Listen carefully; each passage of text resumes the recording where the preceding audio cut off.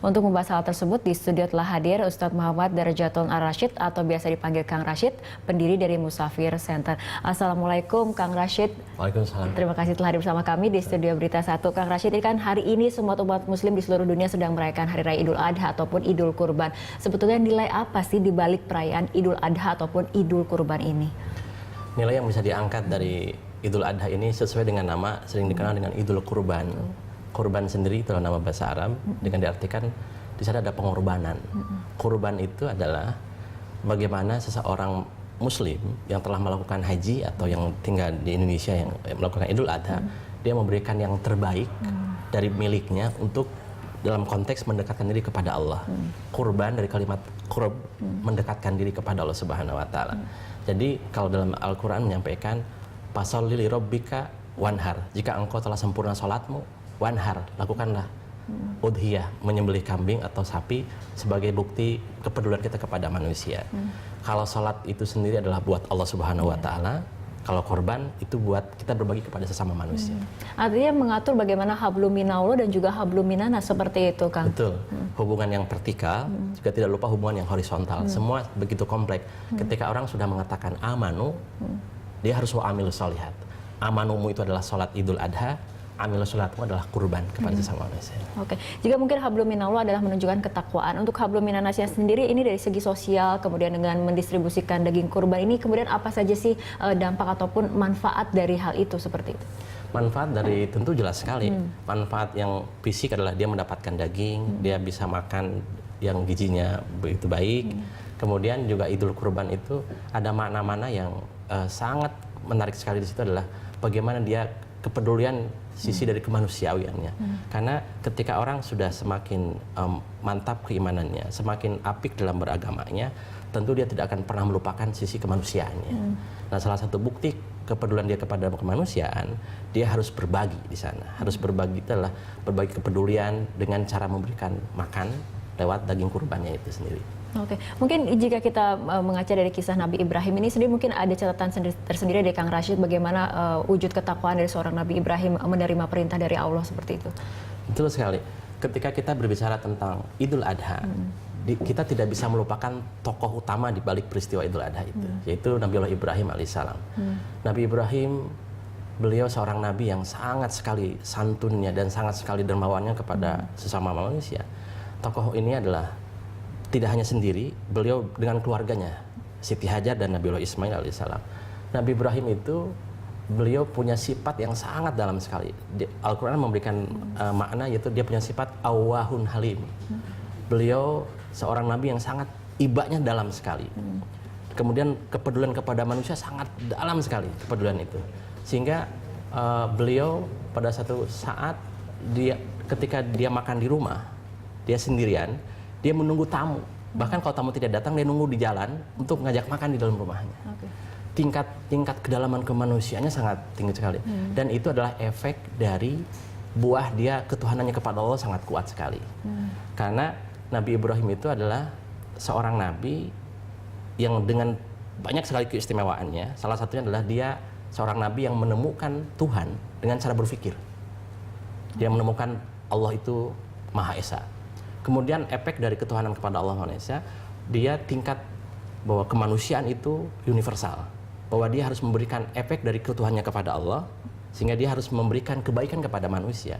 Karena pada era Nabi Ibrahim itu, ini salah satu bukti bagaimana kurbannya Nabi Ibrahim.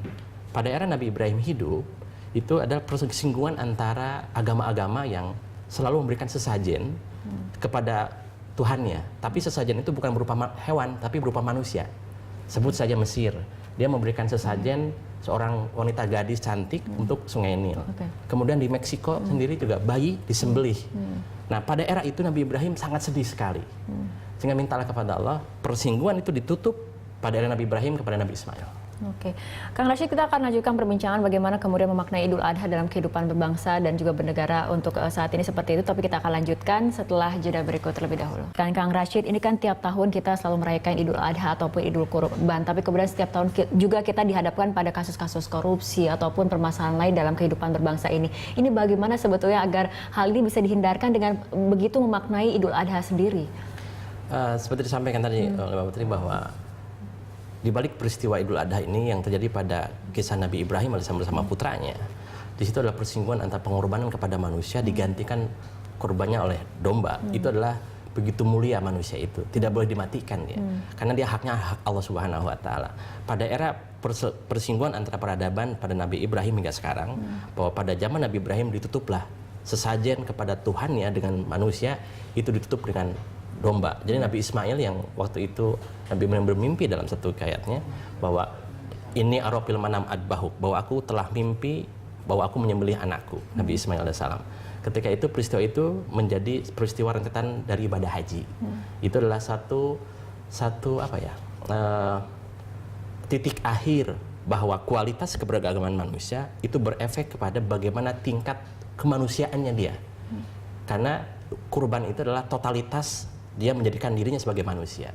Sehingga orang-orang yang menodai kemanusiaan itu menjadi musuh dari kemanusiaan itu sendiri. Seperti sekarang, kalau ditarik pada konteks keindonesiaan, bahwa dulu Nabi Ibrahim digantikan korban manusia oleh domba. Sekarang kita mengorbankan kemanusiaan.